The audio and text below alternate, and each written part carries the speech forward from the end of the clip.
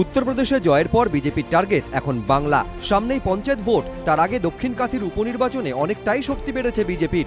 এই পরিস্থিতিতে রাজ্যে কোমর বেঁধে নেমে পড়েছে গেরুয়া শিবির। একই দিনে রাজ্যে হাজির মোদির মন্ত্রিসভার দুই গুরুত্বপূর্ণ সদস্য। বঙ্গে এসে বিজেপির জন্য স্লোগানও ঠিক করে দিলেন রাজনাথ সিংহ। अगली बार भाजपा सरकार। बीजेपी का ग्राफ कैसे बढ़ रहा है? अभी ये कौन सी जगह थी बाई इलेक्शन? दक्षिण कंटई का जो इलेक्शन है, मैं समझता हूं कि इससे इंडिकेशन पूरी तरह से क्लियर है।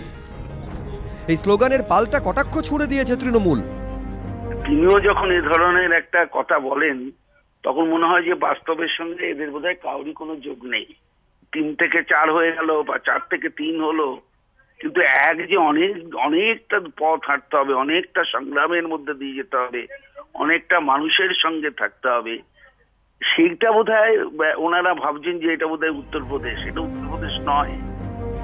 রাজনাথ সিংহ কলকাতায় এসে স্লোগান তুললেও মমতা বন্দ্যোপাধ্যায়ের বিরুদ্ধে এবারও তিনি কার্যত নীরব থাকলেন।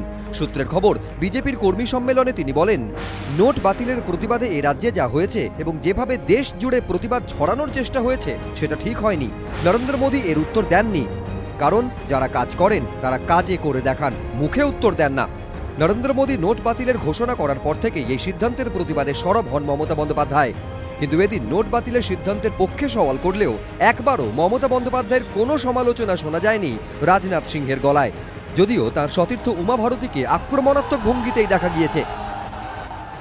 आज ममता जो है वहाँ तक ममता को बनाने में भाजपा का ही योगदान था, तो ममता को मिटाने का काम भी भाजपा ही करेगी। हम उनको मिटा देंगे आने वाले विधानसभा के चुनाव में, और 2019 के लोकसभा के चुनाव में हम मैक्सिमम सीटें जीत के ले जाएंगे।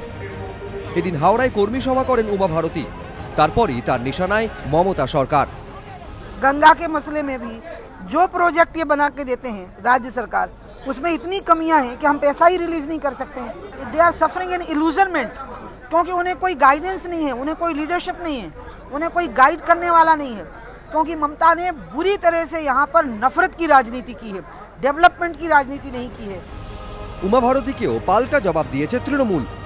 এরা আসছে, এসে 2-4টে কথা বলে চলে যাচ্ছে। উনি বলছেন কি মমতা বন্দ্যোপাধ্যায় ঘৃণার রাজনীতি করে? এটা কি বলছেন ওনারা এখানে এসে? এটা কেউ বিশ্বাস করবেন? এ ধরনের কথা বললে যে 4-5টা ভোট আছে সেটাও কমে যাবে। আমি বারবার বলবো কেন্দ্রীয় সরকারকে যে রাজ্যের ভালো হোক, যে প্রকল্পের টাকাগুলো তারা আটকেছেন সেই টাকাগুলো তারা দিয়ে দিন। পর্যবেক্ষকদের একাংশের ধারণা, পঞ্চায়েত নির্বাচন যত সামনে আসবে ততই তৃণমূল বিজেপির তরজা তুঙ্গে উঠবে। দীপক ঘোষ ও অর্ণব মুখোপাধ্যায়, এবিপি আনন্দ।